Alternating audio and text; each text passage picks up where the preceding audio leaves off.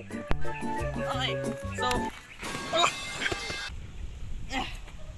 Oh, God. Okay lang kaya to? Good day everyone, my name is ROBLES from the section of STEM 12-1. And what about you? Hello everyone, I am REYES Reyes from section STEM 12-1. And for today's video, We'll be discussing about the 7 essential rope knots for both indoors and outdoors activities. let's get started! First, we have the square knot. The square knot, also known as the reef knot, is used to join two ropes of similar size. Start by crossing the end of the ropes, then pass one of the end over and under the other rope. Next, bring the same end under and over the other rope. Tighten the knot by pulling both ends simultaneously. Square knots are used for joining two ropes of similar size, like in macrame or bundling.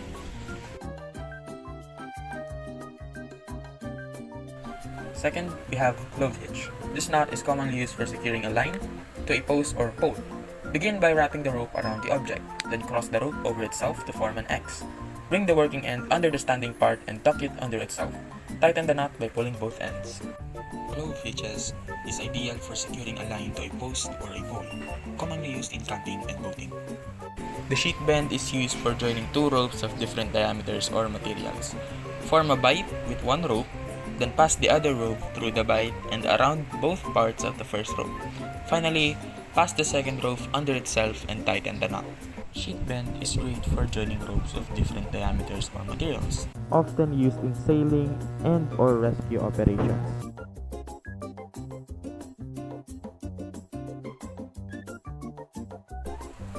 Fourth, we have bowline. The bowline creates loop at the end of a rope. Start by forming a small loop near the end of the rope. Pass the working end through the loop, then around the standing part of the rope, and back down through the loop. Tighten the knot by pulling the standing part and the working end.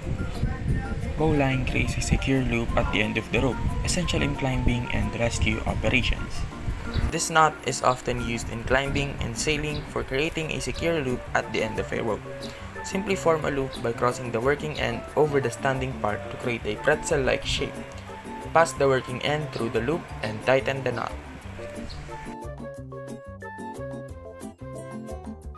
Another method of a figure of 8 is by creating a bight and looking at the end of the rope and twisting it twice.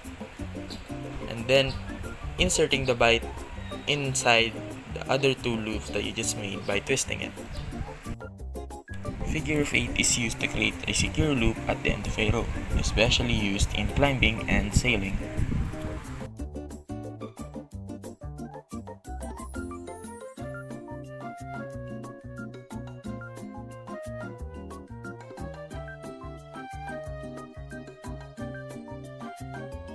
We have round line with two half hitches.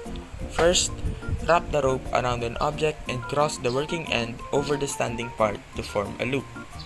Pass the working end through the loop and around the standing part, then tuck it under itself to create the first half hitch. Repeat this step to create a second half hitch and adjust the tension by pulling the standing part and the working end. Round turns are commonly used in securing a line on an object or a post. This knot is used for adjusting the tension of a line, such as on a tent guy line. Wrap the rope around a fixed object and make a turn around the standing part. Then, bring the working end inside the loop and make a second turn around the standing part. Finally, pass the working end under the second turn and tighten the knot while maintaining tension on the line. Taut line hitch is ideal for adjusting tension of a line, commonly used in camping for securing tent guy lines. It is also common in farms in which they are used on animals as a leash to lead their direction.